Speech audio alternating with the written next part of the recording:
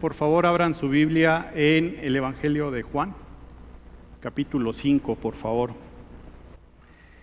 Y bueno, orando por la palabra que yo pudiera traerles hoy, encontré esto entre mi devocional de estos meses y lo encontré bastante interesante, entendiendo, por supuesto, que toda la palabra tendría que ser interesante para nosotros, pero en mi recorrido, pues es lo más reciente que estuve estudiando y resulta, como les decía, bastante y particularmente interesante para mí y espero que para ustedes también, en el sentido de que tiene bastantes ingredientes como para pasar una buena noche leyendo acerca del Señor. Hay un paralítico que no es paralítico, hay algunos patrones y algunos simbolismos bastante recurrentes, tanto en el pasaje como en el libro de Juan y como en la Biblia en general.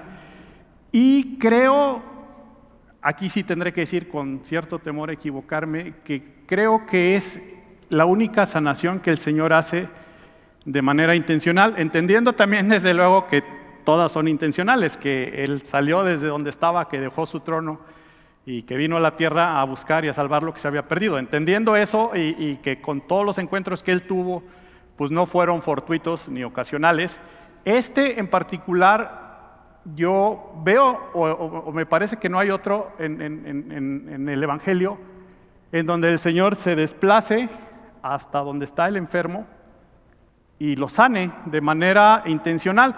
En todos los demás casos, o el enfermo cruza, o al enfermo se lo traen, o algo hace el involucrado, pero pues en este caso el teóricamente paralítico, pues ni en cuenta. Y un caso más que agregar a este estudio es un tema doctrinal que tiene sus aristas, que es la elección incondicional. Entonces, pues parece como que podría salir algo bueno de esto si el Señor nos acompaña hoy. Entonces, vamos al capítulo 5 del Evangelio de Juan, por favor. Y empezando por lo que te decía acerca de algunas cosas interesantes. Si tienes una Biblia Reina Valera, tu capítulo 5 debe tener un título ahí arriba. Dice el paralítico de Betesda.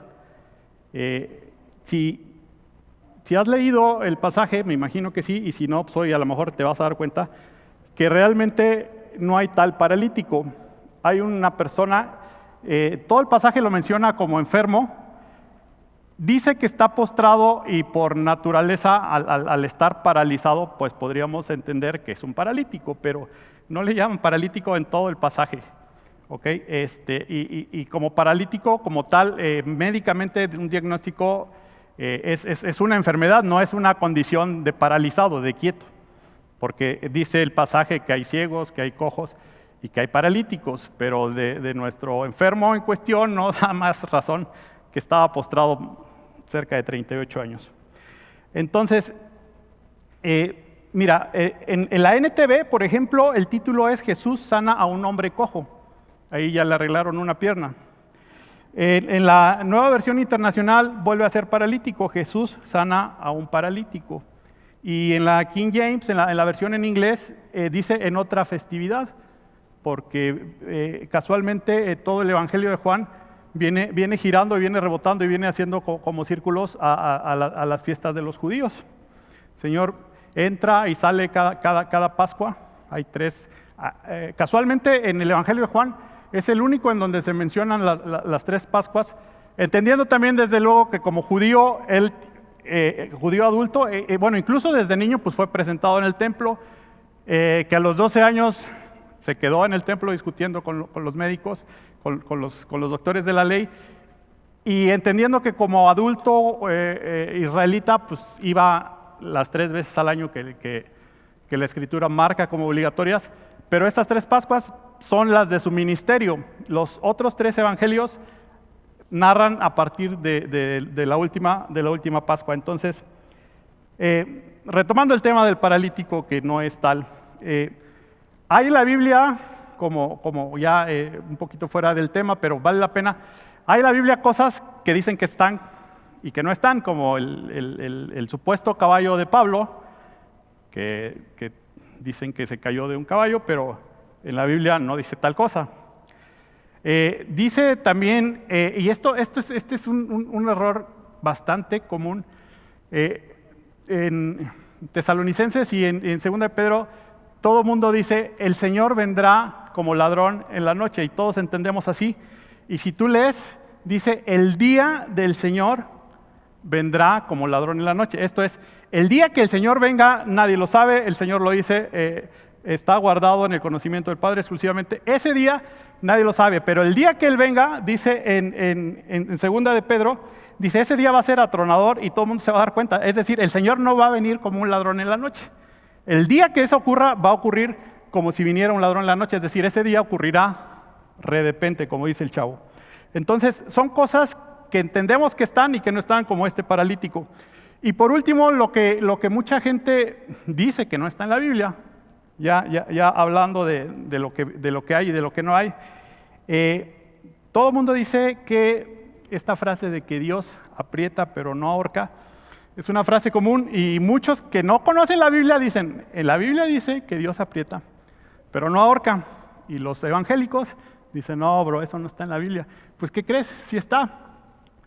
En el libro de Job, el capítulo 6, Job le dice al Señor, me estás presionando de tal manera que no me dejas ni tragar saliva.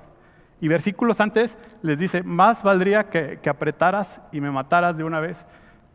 Dios aprieta a Job, pero no lo ahorca. Él hubiera querido, aquí es al revés. La verdad es que Job, y en algunas situaciones como esas, muchos quisiéramos que acabara de apretar, ya que está ahorcando, pero pues no es a pedido del cliente, es como el jefe diga. Entonces, hay cosas ahí que habría que discernir mejor y que leer mejor, sobre todo leer.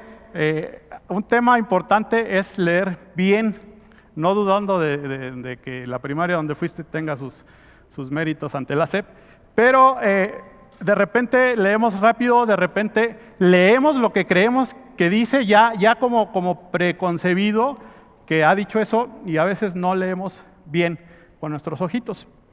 Ahora, por último, los títulos que están en la Biblia no son inspirados.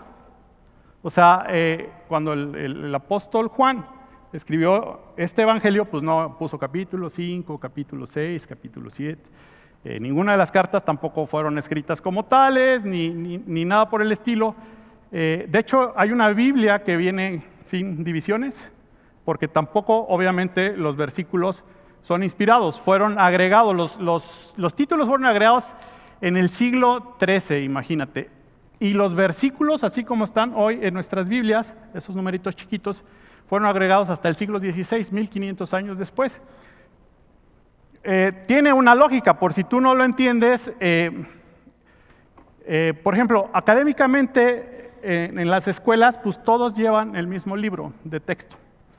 Didácticamente, en la secundaria, pues todos, es más, te dicen, compra el de Trillas o el de McGraw-Hill, el tal librería, de manera que cuando el profe pide que abras tu libro y te dice, ve a la página fulana de tal, pues todos están en la misma página. En el caso de nuestras Biblias, si yo te dijera, ve a la página 50 y algo, pues unos van a estar en Éxodo y otros apenas en Génesis, y tal, porque dependiendo del tamaño de la letra, dependiendo del tamaño de tu Biblia y dependiendo de la extensión de tus hojas y de tus páginas, pues nada iba a coincidir. Entonces, esto fue agregado de manera que fuera práctico poder citar la Biblia y poder coincidir. Si tú conoces el juego de ajedrez, el ajedrez se puede jugar así, se puede jugar incluso por carta. Hay una digitación en las filas y en las celdas, de manera que tú puedes, por carta pues ya está muy obsoleto, pero pues por WhatsApp si quieres, podrías jugar al ajedrez a la distancia con alguien diciendo a qué sitio vas a mover tu pieza, y las piezas cada una tiene un código también. Entonces ya pues dices, no sé cómo se diga caballo, pero vamos a poner CA a la celda X25, por decir algo. Eso mismo sucede con la Biblia. O sea, estos títulos y estos versículos están aquí para que cualquier persona en cualquier lugar del planeta pueda dirigirse exactamente al mismo sitio en donde tú estás leyendo. Entonces, no era parte de esto, pero es importante. A lo mejor lo sabías, a lo mejor no, pero en este caso del pasaje en el que vamos a estar leyendo, vale la pena porque te digo, realmente ya en el pasaje en sí no está el paralítico. Bueno, vamos a entrar a la lectura. Dice: después de estas cosas, había una fiesta de los judíos y subió Jesús a Jerusalén. ¿Después de cuáles cosas? Como te decía hace rato, el Evangelio de Juan particularmente lo puedes rastrear, lo puedes mapear literalmente con un mapa en la mano y puedes ver cómo el Señor está en Galilea, como recurrentemente pasa por Samaria, como entra a Jerusalén, como sale ahí a Judea, como vuelve a salir, como vuelve a pasar por Samaria, como vuelve a ir a Galilea, y se puede rastrear y se puede mapear bastante claro esto. Entonces, si empezáramos en el capítulo 2, exactamente en las bodas de Caná, el Señor viene de Caná, hace el milagro de la conversión del agua en vino, viene de Caná, entra a Jerusalén y purifica el templo. Esta es una purificación de primer tiempo y no es la que está en los otros evangelios, al final de los evangelios.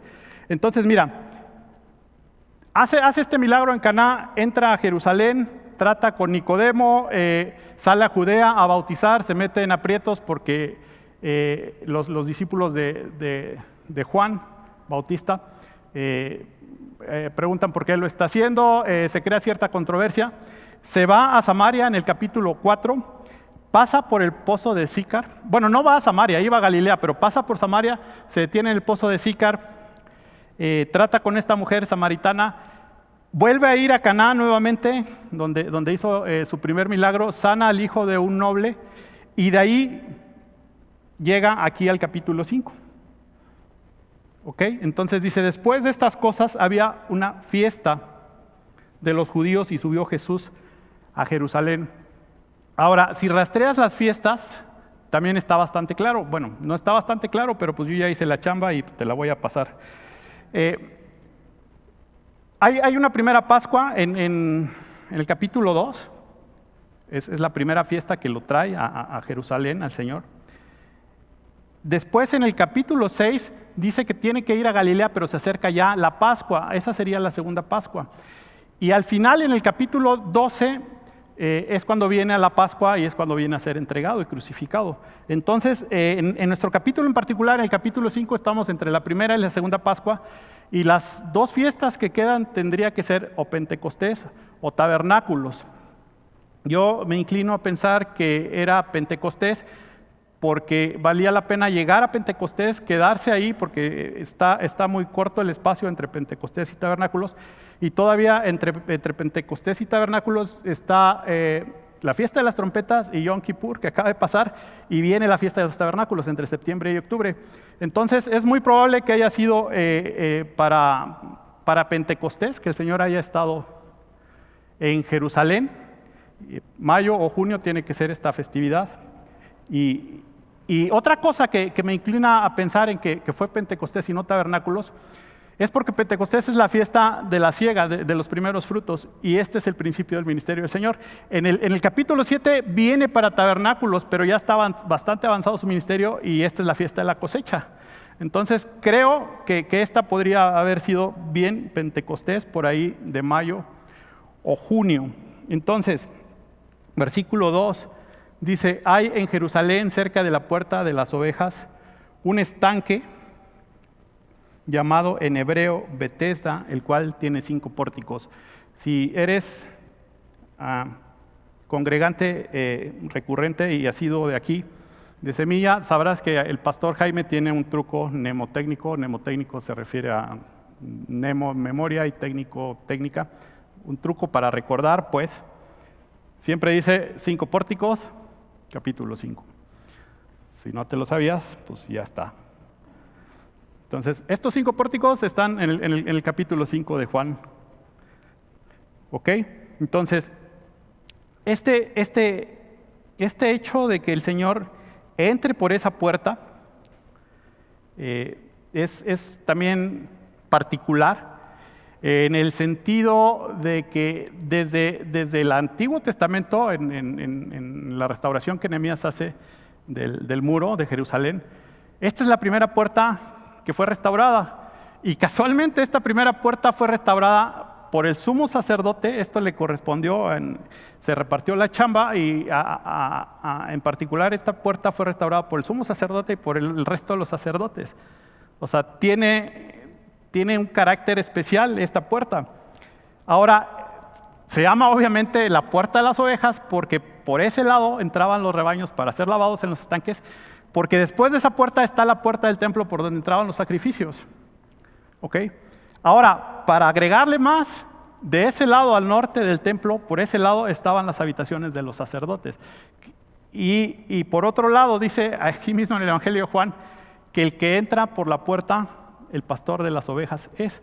Entonces, tienes que esta puerta es la puerta por donde entran las ovejas, el Cordero de Dios, es la puerta por donde entra el sacrificio que quita el pecado del mundo, es la puerta por donde habitualmente tendrían que estar entrando y saliendo los sacerdotes porque ahí estaban sus habitaciones, y es la puerta por donde entra el pastor. Entonces, es hermoso que empieces a notar estas cosas, porque si te quedaba alguna duda respecto a la autoría de estas letras que estamos leyendo, cuando empiezas a ver cómo todo cuadra y cómo todo está armonizado, y que la verdad yo considero imposible que un ser humano pueda cuadrar tantas cosas de una manera tan perfecta y relacionarlas de esta manera, de verdad que de repente no tienes más remedio pues que aceptar que el Espíritu de Dios está en esto, porque está minuciosamente conectado, está todo relacionado y es increíble.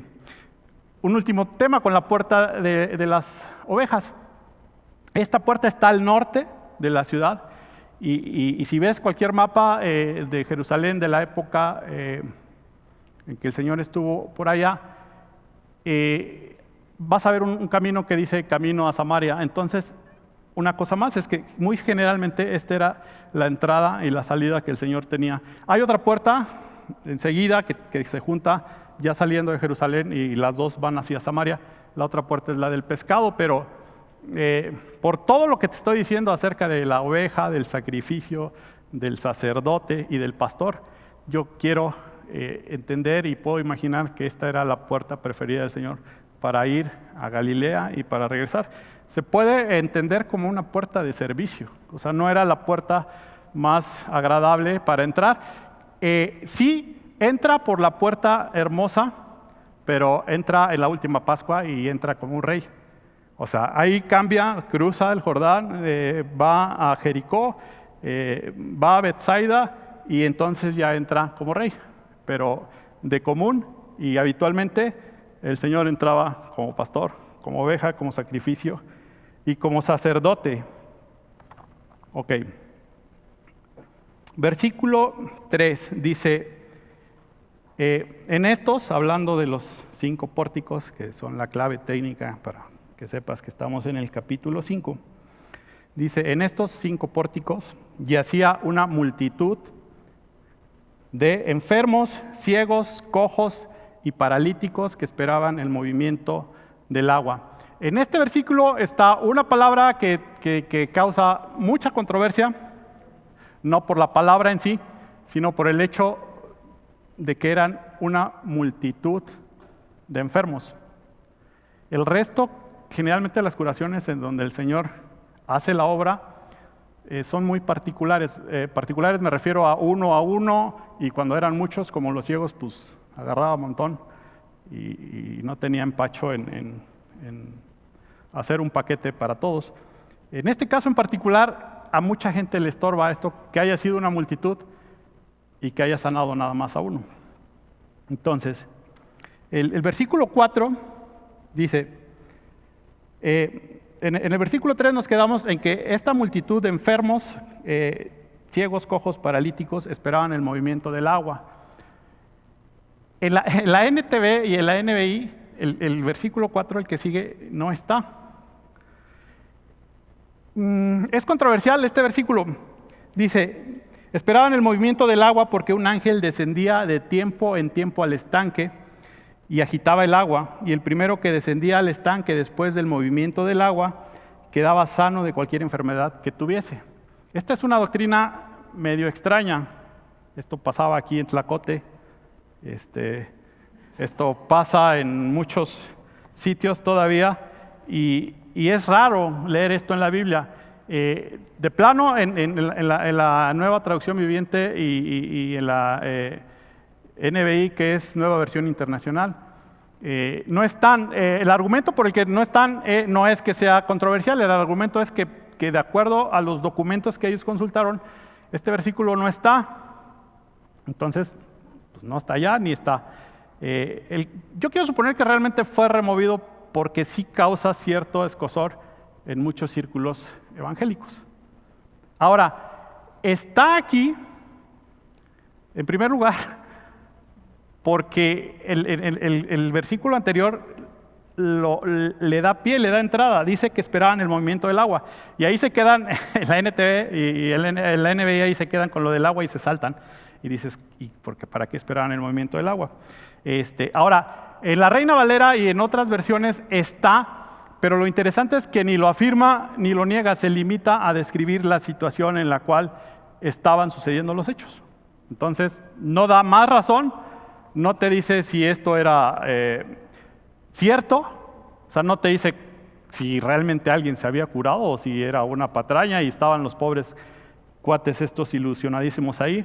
No dice si alguien sanó, quiero suponer que sí, porque si no, ¿qué hacían estos ahí?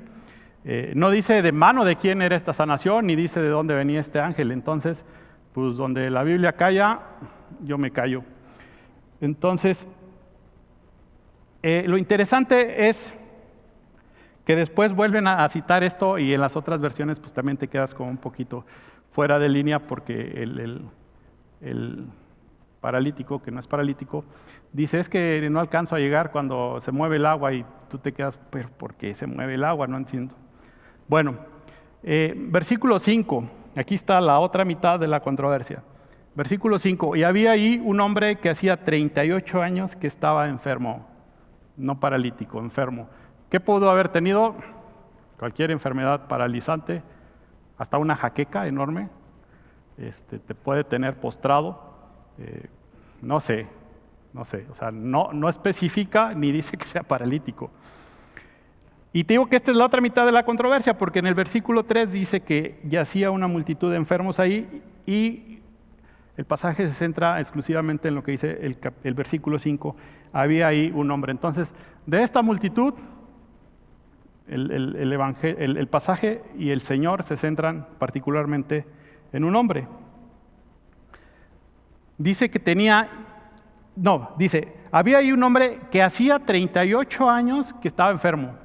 Ojo, con lo de leer bien y con lo de discernir y poner atención. Dice que tenía 38 años enfermo, no dice que tenía 38 años ahí. A lo mejor era su primer día.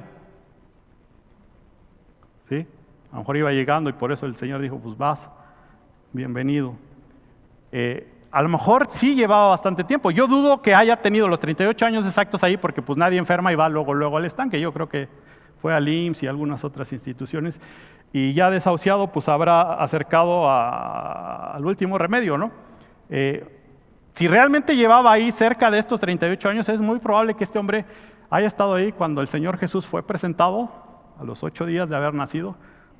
Es muy probable que este hombre haya estado ahí cuando el Señor Jesús se chispó de la caravana y se regresó a echar pleito ahí con los doctores de la ley. Entonces, no sé, no sabemos. Es bastante interesante imaginar la condición de este hombre. O sea, ¿cuántas veces Jesús, si mi teoría de que por aquí entraba y salía el Señor, cuántas veces Jesús cruzó por ahí? Y para colmo él no sabía quién era. Más adelante vamos a ver que no tenía ni idea de quién era Jesús. Es muy seguro que el Señor sí tuviera idea de quién era él cada vez que entraba y salía. Y esto es interesante porque esta puede ser la situación de muchos postrados y desesperanzados, y el Señor puede andar muy cerca y tú no sabes en qué momento el Señor llega y hace el milagro. Entonces, versículo 6, dice, cuando Jesús lo vio acostado y supo que llevaba ya mucho tiempo así. Ahora, lo vio y supo. El suponer que supo por revelación o porque alguien le dijo es como bastante arriesgado. Yo quiero suponer que le preguntó. Hay diálogos que empiezan en una parte, y esto es como cuando ves las series o las películas y dices que estos nunca van al baño. Si no es interesante para la serie o para la historia de la trama, pues no van a poner que van al baño, pero por obviedad, en ese trama de tu película fueron al baño varias veces los personajes, pero pues no lo van a poner porque pues, roba tiempo de película. En este caso, el Señor lo vio y supo, muy seguramente platicó con él. O sea, no va, ¿quién llega y le dice, ¿quieres ser sano? O sea, es así como, es como cuando le preguntan al Señor, ¿dónde quieres que preparemos la cena, la noche de su arresto? Y ya le dice, mira, va a pasar ahí una persona con un cántaro de agua, síguelo. Es muy probable que el dueño del aposento alto le haya dicho, manda a tus chicos, por ahí va a andar mi empleado, él va a tal hora a recoger agua, diles que lo busquen, él es tal y pónganse de acuerdo y tal. O sea, no hay magia, no hay cosas así, hay como que tener un poquito de claridad y decir, bueno, regreso. Versículo 6, cuando Jesús lo vio acostado y supo que llevaba ya mucho tiempo así, suponiendo que haya platicado con él de, ¿qué onda, compadre? ¿Por qué estás aquí? ¿Cuánto tiempo llevas aquí? ¿Qué te pasa? La pregunta importante, que sí está en el texto, es, ¿quieres ser sano? Ahora, no me gusta decir esto porque, hijo, se oye muy... Pero en el original,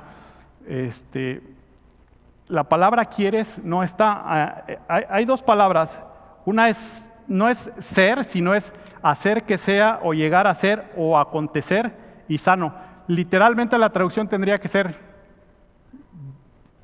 hacer que seas sano o será que seas sano.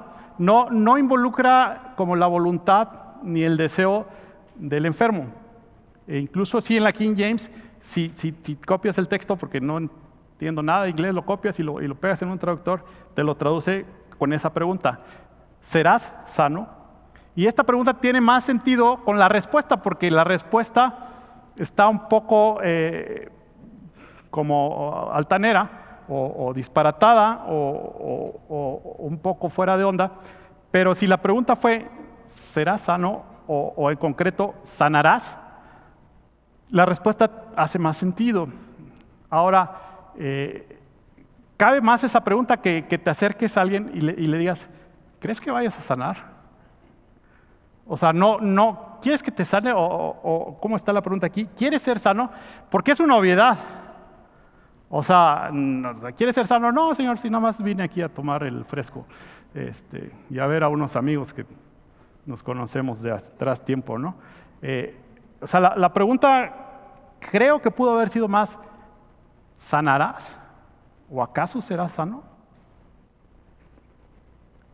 Ahora, si esta fue la pregunta, hay tres preguntas que Dios hace que cabe la pena citar porque son preguntas como esta. Le pregunta el Señor a Ezequiel en el Valle de los Huesos Secos, Ezequiel, ¿vivirán estos huesos? Y Ezequiel dice, Señor, tú lo sabes. Luego, aquí mismo en el Evangelio de Juan, ya casi al final, cuando el Señor se reencuentra con Pedro después de haberlo negado, caminan y el Señor le pregunta dos veces, ¿Pedro, me amas? Y Pedro dice, sí, Señor, te amo. La tercera vez, Pedro se agüita, porque el Señor le vuelve a preguntar, ¿Pedro, me amas? Y él dice esto, Señor, tú lo sabes todo, tú sabes que te amo.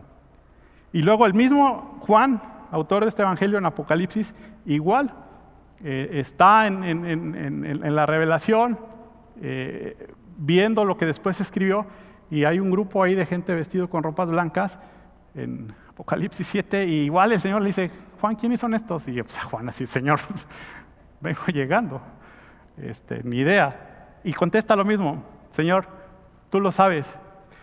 Estas son tres respuestas muy parecidas de tres personas que convivieron muy cerca con el Señor y que serían las respuestas más adecuadas, que si el Señor preguntara, ¿crees que sanes?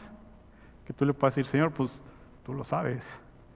Ahora este cuate pues ni idea sabía con quién estaba hablando, ni había caminado con él, y su respuesta por sí, a muchos comentaristas les parece atrevida, les parece grosera, les parece mundana, y se clavan mucho en la respuesta, y yo creo que pues, no tiene nada de raro.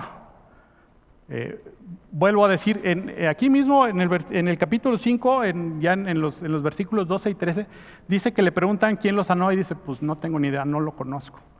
Porque él no vio de dónde venía, o sea, no vio que Jesús se desprendió de la multitud que generalmente lo seguía, no lo vio llegar, no supo con quién habló, debió haber advertido que era alguien poderoso al hecho de darle la orden y de levantarlo, pero no sabía. Entonces, no le puedes pedir a alguien que no conoce a Jesús que responda cristianoideamente, así de Señor, tú lo sabes.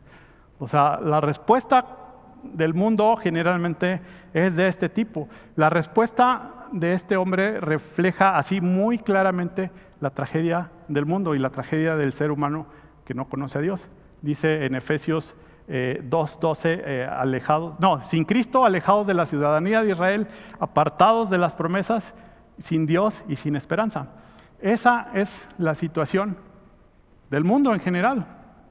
Y la respuesta de este hombre en el versículo 7, después de la respuesta, ¿quieres ser sano? O según lo que yo pude investigar, sería más bien, ¿sanarás? Le responde el enfermo, no paralítico. Señor, le respondió el enfermo, no tengo quien me meta en el estanque cuando se agita el agua, y entre tanto que yo voy, otro desciende antes que yo y me gana el lugar. Entonces, esta es una respuesta, no tiene nada de atrevido, no tiene nada de desacato, no tiene nada de ruin, y no me digas que nunca le has contestado eso al Señor. Si este hombre que no lo conocía, si este hombre que no sabía con quién estaba tratando, tiene excusa, ¿qué excusa tienes tú cuando el Señor te pregunta y tú le contestas, pues Señor, si hubieras estado aquí mi hermano no habría muerto como Marta, ¿no? O Señor, ¿qué pasó con lo que te encargué? Señor, si tú hubieras hecho esto, Señor, si reconocieran mi talento, Señor, si me dieras a manejar un poquito más de dinero, Señor, si en mi casa reconocieran mi autoridad, Señor, si el mundo me ayudara un poco, las cosas no estuvieran tan mal, pero no tengo quien me ayude. El agua está hasta allá, no encuentro forma de llegar a donde quiero llegar. No tengo manera de llenar las expectativas que el mundo me está marcando y no puedo llegar al estanque. Ahora, este hombre no conocía a Dios, pero repito, ¿cuántas veces le hemos contestado así a Dios conociéndolo? Ahora, obviamente, hablando del tema de la elección incondicional, la respuesta del enfermo no obró el milagro en el Señor. El Señor iba a lo que iba, pero vale suponer que le agradó la respuesta. Vale suponer que esta fue una respuesta aceptable. ¿Y sabes por qué? Porque el mismo Señor en las bienaventuranzas, en Mateo 5, versículo 3, dice eso: bienaventurados los pobres de espíritu, porque de ellos es ya, eso está bien chido, dice, es el reino de los cielos, no dice será.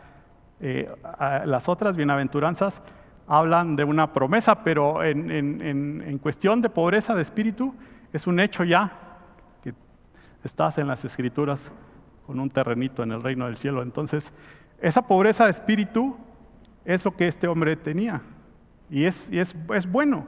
Realmente, por eso vamos cuando vamos en campañas y en labor de evangelismo. O sea, por estos vamos. O sea, los que más nos hacen pláticas son cristianos. O sea, ay, brother, qué bueno que vinieron. Tú quítate. Quiero hablar con estos. quiero con los pobres de espíritu. Ahora, no te dije cómo en hebreo Betesda quiere decir casa de misericordia. Y esto es lo que el Señor tuvo con este hombre, misericordia. Dice en Romanos 9, versículo 14, 15 y 16 por ahí, dice el Señor, porque como se lo dije a Moisés, tendré misericordia de quien yo quiera tener misericordia. Y no se trata del que corre más ni del que quiere. Y esto es lo que le está diciendo a este amigo. Él dice, no alcanzo a llegar, tengo ganas, pero no alcanzo, no puedo correr tan rápido. Y el Señor dice, no se trata de eso. Yo tendré misericordia de quien quiera tener misericordia. Yo quiero tener misericordia de ti. Y ese día el Señor quiso tener misericordia de un solo hombre en medio de la multitud. Y a mucha gente eso le raspa. Es sano tener duda, es sano dudar, incluso de lo que la palabra del Señor diga. O sea, tener duda es sano, es prudente, pero hay una línea muy delgada que corremos el riesgo de rebasar al dudar insistentemente y al persistir en temas que de verdad no tienen impacto en tu salvación eterna. Es bueno tener curiosidad, es bueno inquirir en la palabra del Señor, es bueno hacer un estudio y es bueno preguntar insistentemente delante del Señor, pero pues, ¿qué hay de que el Señor quiso este día sanar a este hombre? En particular, este tema de la pobreza de espíritu y del tema del evangelismo, yo lo tuve que aprender el día que fuimos a Hueyapan. Fue el sismo 2017, si no me equivoco, soy malísimo para las fechas. Fuimos a hacer algunas donaciones de material y me tocó ir en equipo con los amigos de la iglesia Acapulco. Y llegamos y la respuesta de estos amigos allá en Hueyapan era muy similar a esto. O sea, ¿quieres una cobija? Quiero mi casa. ¿Qué quieres? Esto no. O sea, ¿qué quieres? Era esta pobreza de espíritu que este hombre tenía. Era esa sensación que yo percibía de estos hombres, de estas mujeres en Hueyapan. Y hace 2017, no sé hace cuántos años, pero estoy tonto, pero estaba más tonto en aquella época. Y no supe qué decir. Y el pastor Hassan abrió su Biblia, Mateo 5:3, y les dijo esto. O sea, exactamente lo mismo que te estoy diciendo. Y yo no sé si ellos lo entendieron, pero yo dije, ok, esa es la pobreza de espíritu. No entendía yo que era ser pobre de espíritu. Yo pensé que era una pobreza en sentido negativo. O sea, decir, ¿cómo Dios se puede agradar de que alguien sea pobre de algo? Bueno, pues no es que el Señor se agrade, pero de alguna forma, no es lo ideal tampoco, pero de alguna forma es el primer escalón en donde el Señor puede encontrarnos, pobres de espíritu. O sea, no hay. Dice, escuché por ahí, ¿cuándo has escuchado que un rico se sacó la lotería y se convirtió a Dios? Tenemos al joven rico precisamente como ejemplo, que el Señor, así como a se le acercó, pero su respuesta fue muy distinta. No estaba pobre de espíritu. Señor, yo todo lo hago, todo lo cumplo, todo lo hago bien. Soy fabuloso. Hay una diferencia diametral entre lo que este pobre hombre contestó y lo que el joven rico contestó. Bien. Versículo 8. Esta respuesta es el milagro más express que el Señor haya hecho. Es el milagro más económico, entendiendo por económico no barato, porque salió carísimo en la cruz. Me refiero a económico en cuanto al trámite y la resolución, a eso se refiere también la economía. Así, se cruzaron dos preguntas y el Señor le dijo, levántate, toma tu lecho y anda. O sea, el Señor cerró el deal así, de volada. Vámonos, ponte de pie y camina. Y al instante aquel hombre fue sanado y tomó su lecho y anduvo. y ese día era día de reposo, y ya sabes los apuros en los que el Señor se metía por andar haciendo obra fuera de fecha. Viene después la historia, pero para efectos del estudio de esta noche terminamos aquí, y quiero tratar el hecho todavía, si alguno de ustedes tiene esta duda, esta pregunta acerca de por qué el Señor tuvo a bien de una multitud tomar exclusivamente a este hombre. Como te decía, esta doctrina se llama elección incondicional. Y hay iglesias y hay movimientos dentro de la iglesia, los calvinistas, los reformados, que toman estas doctrinas muy a pecho, muy en serio, y las toman como bandera y dicen, oye, ya la tengo resuelta, y dicen, de aquí no nos movemos. Y a veces pesa más en su ánimo tener respuesta para esto que conocer al Señor. En particular, a mí me encanta mucho lo que el pastor Chuck Smith dice acerca de estos temas controversiales, porque la elección incondicional es una doctrina bíblica, pero por otro lado, también la Biblia enseña que algo queda por parte del ser humano por hacer para acompañar el privilegio de la elección. Y el método filosófico, el método de razonamiento lógico, dice que dos cosas no pueden ser verdades, dos cosas contradictorias no pueden ser verdades al mismo tiempo, porque es una doble negación. O sea, no puede ser que este atril sea negro y sea azul. O sea, no puedo hacer esa afirmación al mismo tiempo, porque o es negro o es azul. Entonces, muchos dicen, defínete, porque esto es importante. O el Señor selecciona a la gente incondicionalmente, así como a este paralítico, así, porque Él quiere, por el puro afecto de su voluntad, o queda algo por hacer por parte de nosotros. Si tú llevas la doctrina de la elección incondicional hacia un extremo bastante tenso, lo que acaba sucediendo es que parece que no tenemos ninguna responsabilidad, y pasa lo que dice Pablo en Romanos 9. Pues entonces, ¿por qué el Señor nos inculpa? Si es una elección pura, única y exclusiva de su voluntad, para que oramos, para que evangelizamos, tiene respuestas todo esto. Por otro lado, si tú llevas la otra parte, por un lado era Calvino, por el otro es un señor que se llamaba Arminio. Si llevas el arminianismo hacia el otro extremo, acabas afectando seriamente la soberanía del Señor. ¿Qué postura tenemos como iglesia? Es maravilloso lo que Chuck Smith dice en el libro de Distintivos. Dice, como tomando de varias partes, lo primero que dice es que ambas cosas son verdad, ambas cosas las enseña la Biblia, y Chuck Smith, siendo Chuck Smith, dice, y el Señor no me obliga a entenderlas, el Señor me pide que las crea. O sea, no estamos obligados a discernir, ni a barajear, ni a poner. Lo que no está claro porque el Señor no ha querido esclarecerlo, y ambas cosas son verdad en algún momento de la Biblia. Punto número 1. Chuck Smith otra vez dice, son como las líneas de un tren que corren paralelas y las dos cargan al tren. Y si tú quieres cruzarlas y juntarlas en algún momento, vas a estar en serios aprietos. Excelente respuesta de Chuck Smith.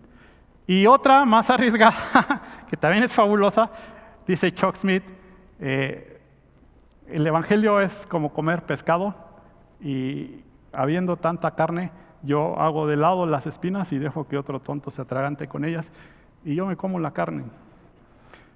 O sea, este tema no tendría que ser tan polémico, ni tan controversial, ni de cantar, porque lo que acaba sucediendo es que causa división. Pero bueno, hagamos un ejercicio. Vamos por favor a Romanos 9.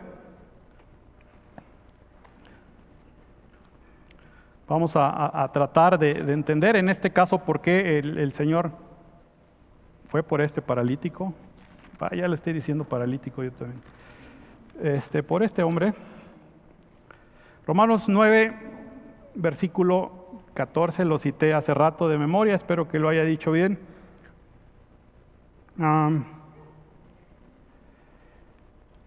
9:14. ¿Qué pues diremos? ¿Hay injusticia en Dios? Hablando de que escoge a unos y no a otros. Esto es importante porque si tú te clavas mucho cuestionándole a Dios, vas a acabar acusándolo de injusto. O sea, el persistentemente preguntar, Señor, ¿y por qué tanto? El Señor sabe, y esto es lo que vamos a leer aquí. Dice, ¿qué pues diremos? ¿Hay injusticia en Dios? Responde el apóstol Pablo, de ninguna manera. Pues dice el Señor a Moisés, tendré misericordia del que yo tenga misericordia y me compadeceré del que yo me compadezca. Así, en corto. Así que no depende del que quiere ni del que corre, sino del que Dios tiene misericordia. Entonces, esto habla de la soberanía del Señor al momento de elegir. Ahora, tenemos también como iglesia recurrentemente el tema de las 5 bendiciones de Efesios 1. Vamos a Efesios, por favor. Efesios 1. Y, pues, ¿qué crees? Aparte de las 5 bendiciones, hay 4 declaraciones del Señor a propósito de su soberanía. Y casualmente son todos versículos con números primos, 5, 7, 9 y 11. ¿Ok? Efesios 1, versículo 5, dice al final del versículo que fuimos adoptados como hijos suyos por medio de Jesucristo. ¿Qué dice al final? Soberanía. Siguiente número primo, 7. ¿Qué dice al final? Después del perdón de los pecados. Porque tuvo ganas de ser bueno el Señor. ¿Qué dice el 9? Dándonos a conocer el ministerio de su voluntad, según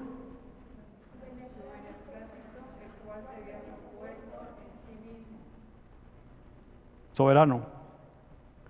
Versículo 11 dice, en él asimismo tuvimos herencia, habiendo sido predestinados, ¿cómo?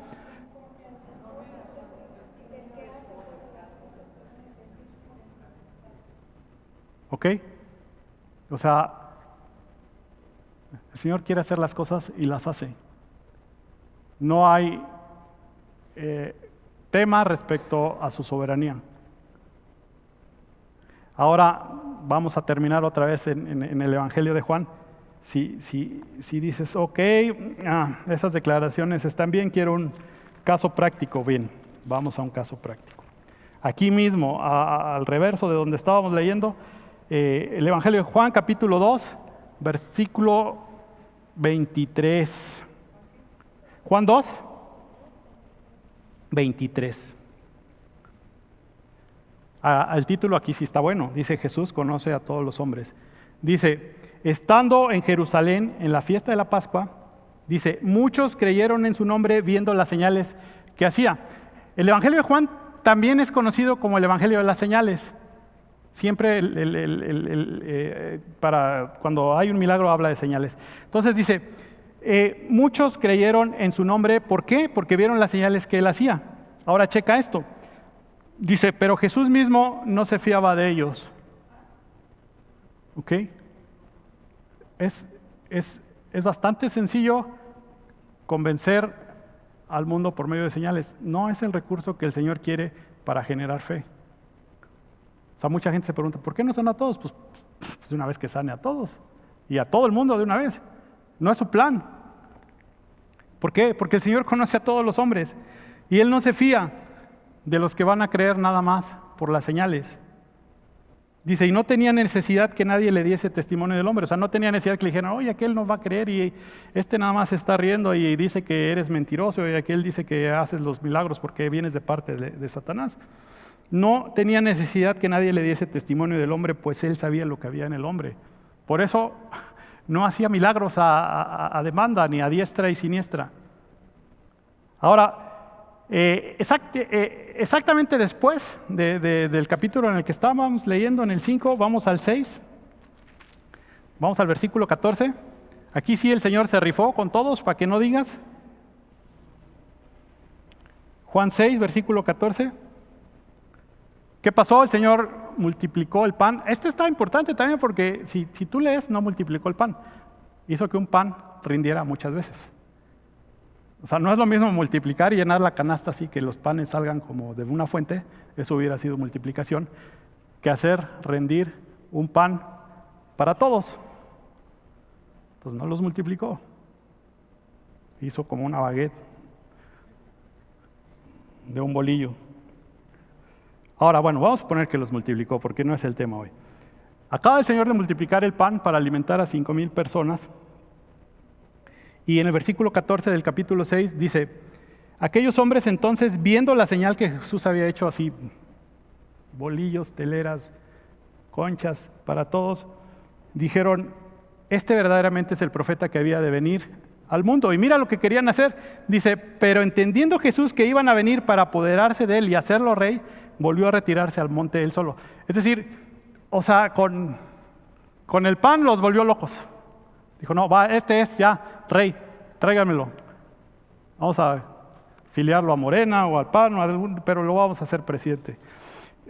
Y no era el propósito del Señor ser reconocido así, por los milagros. ¿Por qué?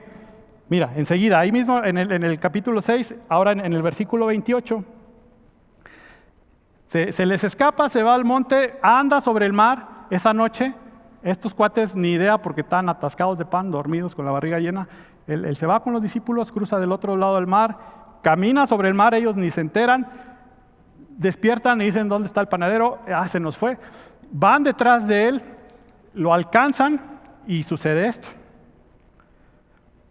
Juan, capítulo 6, versículo 28, dice, entonces le dijeron, ¿qué debemos hacer para poner en práctica las obras de Dios? Y esto es lo que el Señor quiere. Respondió Jesús y le dijo, esta es la obra de Dios, que creáis en el que Él ha enviado. Y ve lo que le contestan, o sea, hace una noche lo querían hacer rey, o sea, querían así por la fuerza, este es el rey que esperábamos. Le dijeron entonces, ¿qué señal pues haces tú para que veamos y te creamos? ¿O qué obra haces? ¿Te das cuenta qué ligero es el corazón y la memoria de los hombres? O sea, la noche anterior, ya así, presidente de la República, de la Nación. Esta noche se les vació el estómago y le preguntan, pues, ¿qué señal haces? ¿O qué? ¿Quién eres? ¿O qué jabón te patrocina? ¿O qué onda tú? ¿Qué haces aquí? Y le responden esto, nuestros padres comieron el maná en el desierto, como está escrito, pan del cielo les dio a comer. O sea, así se le ponen a Jesús después de ver un milagro. Créemelo, Él sabe por qué no curó a todos estos hombres en el estanque de Betesda. Él conoce el corazón de todos los hombres. Y aquí hay un ejemplo muy claro. O sea, pan así para todos, saciados. Y a la otra noche, ¿y ahora qué vas a hacer? Y dime, ¿cuántos de nosotros no llegamos aquí así a la iglesia, no hemos sido saciados y ahora le estamos preguntando al Señor, ¿y ahora qué vas a hacer? Porque me voy. Te estoy esperando. ¿Qué señal haces, Señor? ¿Qué señal haces para que yo te crea, para que yo te obedezca? Sí, ya lo del pan estuvo chido, pero vamos por algo más sustancioso. ¿Qué pues haces tú? ¿Qué obra haces? ¿Ok? Entonces, el método de Jesús era, vamos si quieres a Juan 20, lo explica mejor de lo que yo estoy tartamudeando, Juan 20. Los milagros, como bien te digo, en este evangelio y en todos, son señales. Son señales. Juan 20, 30, 31. Juan capítulo 20, versículos 30 y 31.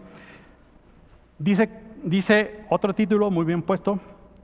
Dice el propósito del libro, pero podría decir también el propósito de las señales. Y vamos a hablar pensando en por qué el Señor hizo estas señales. Dice, hizo además Jesús muchas otras señales. Si te preocupan los otros enfermos del estanque Betesda, es muy probable que haya regresado por ellos, puedes dormir tranquilo esta noche. Hizo Jesús muchas otras señales en presencia de sus discípulos, las cuales no están escritas en este libro. Hizo muchísimos más milagros, no te preocupes, no son estos 7 que están en este evangelio. Montón. Dice, pero estas que están aquí, este tipo, este enfermo, paralítico, supuesto, que fue sanado en Betesda, esa historia está aquí escrita para que creáis que Jesús es el Cristo. Este es el propósito de los milagros. Que puedas creer que Jesús verdaderamente es el Cristo. ¿Para qué? ¿Ok? Jesús hizo estos milagros muy selectos, muy contados, que te pueden dejar satisfecho o insatisfecho y pensar que pudo haber hecho más y que pudo haber sanado a más y que por qué no se levantó más temprano y no se acostó más tarde y por qué no recorrió más ciudades, lo que tú quieras. Todos los milagros son señales para que creas en Jesús y creyendo en Él tengas vida eterna. Ahora, último versículo, Juan 21, 22. Si no quedas satisfecho, esta es la mejor respuesta que el Señor puede darnos. Andaba, como te digo, el Señor platicando con Pedro ahí caminando y preguntándole 3 veces si lo amaba, y ahí andaba el apóstol Juan atrás parando oreja. Y versículo 21 versículo 22. No, vamos, desde el 21 dice, cuando Pedro lo vio, cuando vio que Juan andaba ahí nada más mosqueando detrás de ellos, le dice Pedro a Jesús, Señor, ¿y qué de este? Y esta respuesta cabe bien por si crees que el Señor fue un poco corto de bondad a la hora de sanar nada más a uno. Dice, si quiero que Él quede hasta que yo venga, ¿qué? Si quise sanar nada más a este, ¿qué a ti? Sígueme tú. O sea, ¿cuál es tu tema? Si Él quiso sanar exclusivamente a ese hombre, ya te traté de dar algunas respuestas, ya te quise hablar de la soberanía del Señor, ya hice lo que tenía que hacer, pero a mí me encanta que el Señor contesta y contesta bastante bien y está ahí mismo, ¿no? Si Él quiso sanar exclusivamente a este hombre, pues alabado sea su nombre, ¿no? Vamos a orar. Pues Señor, gracias por tomarte el tiempo, Señor, de poner un poco de lo que tú eres en palabras y en hechos más o menos entendibles para cualquier ser humano, Señor. Sabemos que es imposible conocerte en tu totalidad y comprenderte pues menos, Señor, pero has tenido a bien ponerlo por escrito como para leerlo las veces que sea necesario, Señor, y entenderlo y volverlo a entender y volverlo a masticar y volverlo a digerir y conocerte, Señor, recurrentemente por medio de tu palabra. No tenemos, Señor, una lámpara más clara a nuestros pies, ni una lumbre que resplandezca así en nuestro camino más que tu palabra, Señor. Y te damos gracias por esto, Señor, porque aquí podemos encontrarte, es aquí que podemos tener comunión contigo, Señor. Es aquí que podemos entrar incluso en conflicto, Señor, y así honestamente preguntarte, Señor, ¿y qué de los otros? ¿Por qué no los sanaste? Y así como tú eres, Señor, contestar y decir, bueno, pues tú sígueme. Y estamos hoy para esto, Señor, para que podamos oír tu voz, para que podamos seguir tus pisadas, Señor. Y pues sí, si en nuestro corazón hay amor para esos que no fueron sanados, pues que hay amor, Señor, para hacer la obra de evangelismo, para que verdaderamente podamos pararnos de donde te estamos preguntando e ir hasta donde están estos, que a lo mejor sean tataranietos de aquellos, y podamos ir a acercarle, Señor, la sanación que no llegó a sus antepasados, que podamos ir, Señor, a hacer obra de evangelismo, que podamos ir hasta lo último de la tierra, Señor, para predicar el evangelio, para ser discípulos, para bautizar, para perdonar pecados, Señor, y para proclamar la gloria que hay en tu nombre, mi Dios. Y te damos gracias por esta noche, Señor, en el nombre de tu Hijo Jesús. Amén.